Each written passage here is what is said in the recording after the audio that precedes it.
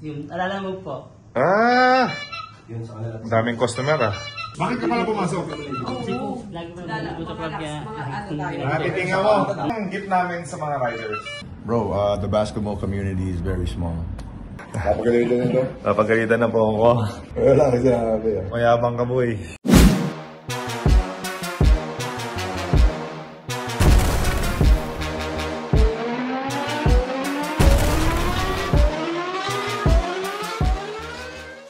Nagustuhan mo ba yung buho ko brush up? Ano ko na, tanggapin ko na, asar na rin naman ako. Yung buho ko daw ay Shaolin, Sir David. Shaolin. Konti pa. Pag dito yung Shaolin eh. Hindi. Talikod lang eh. Alam mo kung taga saan ka ba? Mindoro. Hindi. Saan? Ano tayo? Pa-north tayo eh. Panorth? Oh. Panorth? Ah, nagets ko na.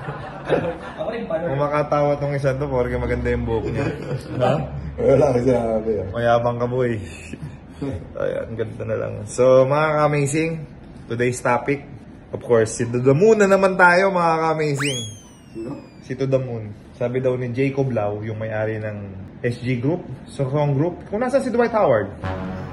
So, sabi ni, yung Dwight Howard, saka sila Blatch, sila Robertson, di ba? All-star sila eh. Sabi nga nila, kaya daw nila talunin yung Detroit Pistons. Naniniwala ka ba doon? Where will you put your ano? Detroit ako, bro. Detroit ka? NBA players mga yan. Saka sabi nga, meron ako nakita Trade ka nila, bro. Ang galing. Tsaka Hindi. yung big man nila. Pero sabi daw ni Dwight Howard, kaya niya daw si Detroit Pistons At least he has confidence sa team. sa team niya. Pero, Tapos may nag-comment sa kanya. Sabi ng comment, you're overseas for a reason. Sumagot si Dwight Howard. Sabi ni Dwight Howard, you're in my comment section for a reason. Wala ba? So, punta na tayo. To the Moon, Mikey Williams again. As a player's perspective, as a JJ Helder brand, sinabi doon na binigyan daw ni Jacob Lau, yung may-ari ng SG Group, nag-commit daw si Mikey Williams. Nag-commit. Hindi pa rin daw pumunta. So sabi daw ni Jacob Lau, alam ko na kung bakit may problema siya sa former team niya. Dahil unprofessional daw si Mikey Williams. And ang offer, Jay, alam mo magkano ang offer? 50,000 per day. So you practice for 20 days. Dahil mabilis lang tong league eh. So that's 20 days, 1 million pesos. Ewan ko, tama ba computation ko, Sir David? Magkano? 50,000 times 20. 1 million. 1 million, tama. So, Grabe. ikaw Jay, operan ka ng 50,000 per day, magpa-practice ka and magi-game ka, kukumpit ka, and 1 million for 20 days. Are you in or are you out? Oh, I would be in. Kasi I play basketball for free.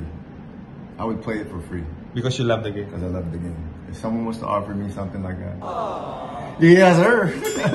I'll take it. Ako, kung offer, hindi ko alam kung may offer sa akin, pero nagpapagaling na po ako mga kamisi. Return to the comeback. Yes, pero gusto ko po sa MPBL maglaro. Kasi may nasisira talaga sa basketball community, no?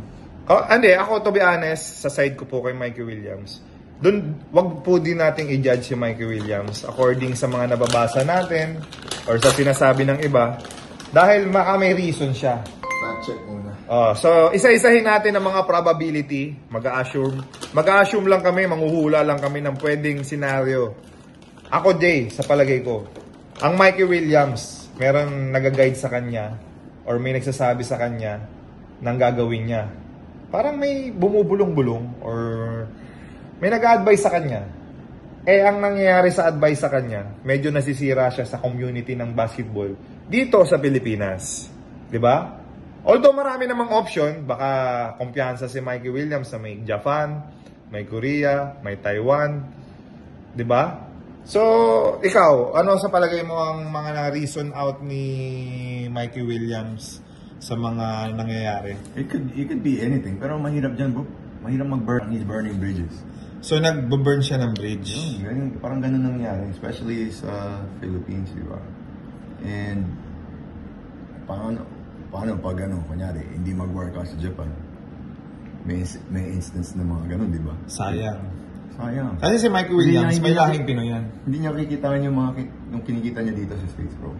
For real? Hindi nakita ko. Unless mag-NBA siya, eh, How about D-League? no way, bro. Wala pa rin? D-League, alam mo, Mura lang? yung mga binibigay din nila, at the pinakamalaki yata, parang 5,000. So that's 250,000 pesos na. Unless you're katulad ng mga Kila Kuminga, yung mga ganun. Sa Soto. Diba? Ano no, si Mikey Williams, nagka-problem siya sa talk and text regarding sa pagiging unprofessional daw. Ano ang suggestion mo? Dahil ikaw, you're the kuya eh. Si Mikey Williams nasa younger side. Mahaba pa dapat career niya.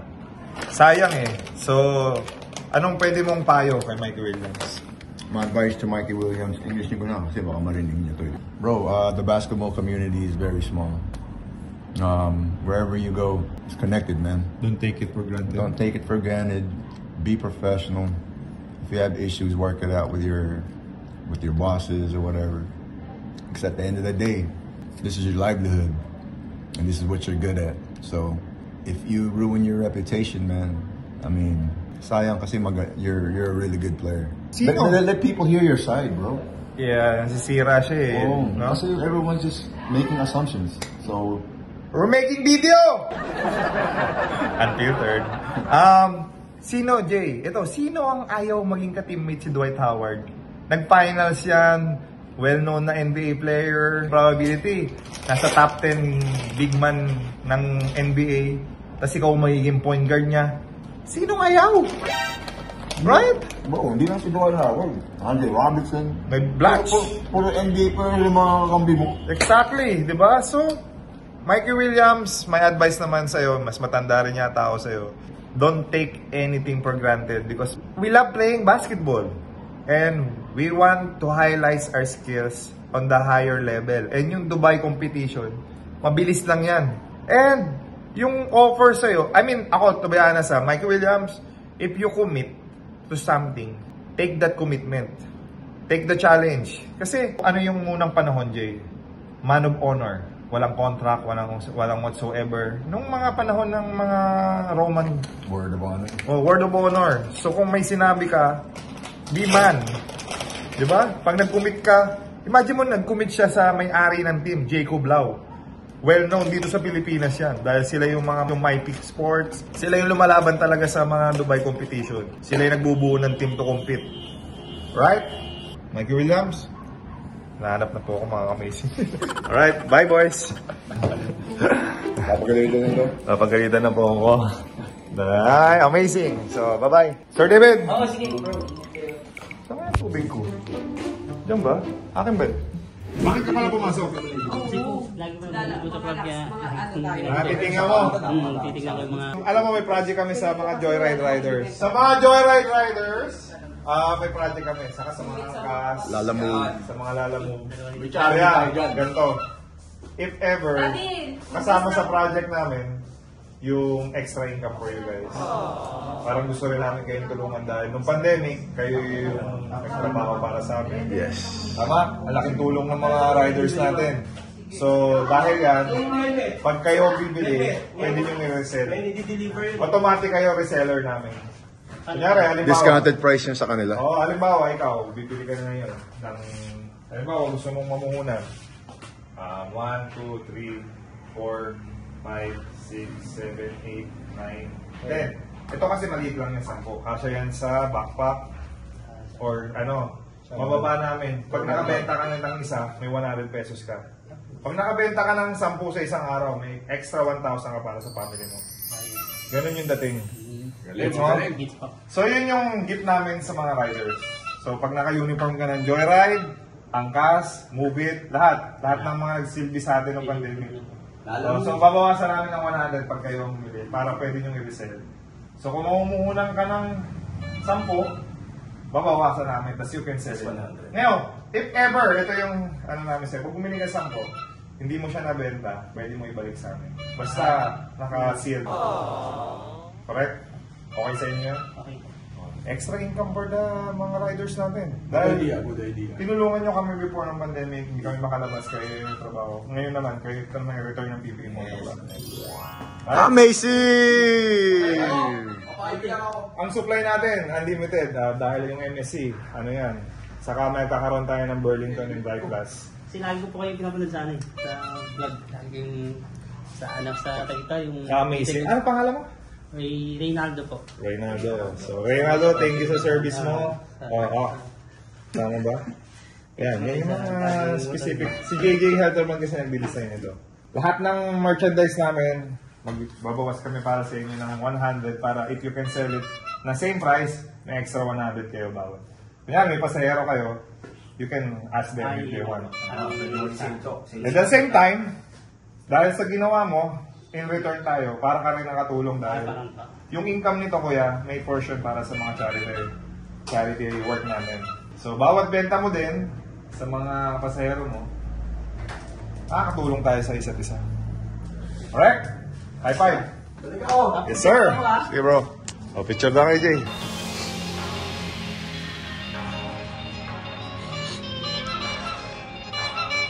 Sino yung bumubusina?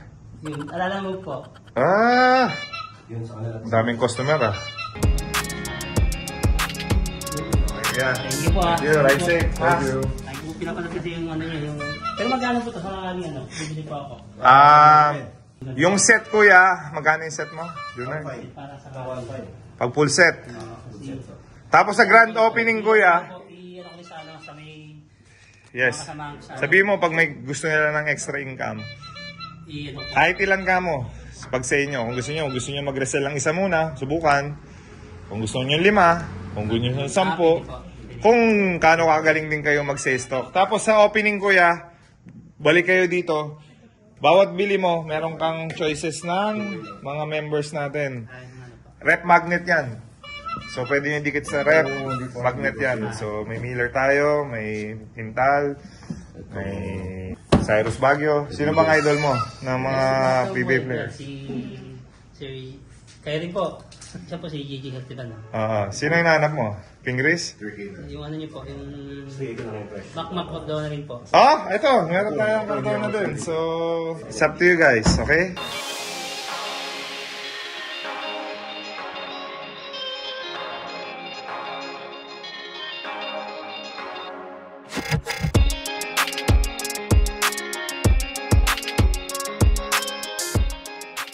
PBA Moto, PBA Moto Club, PBA's Moto, PBA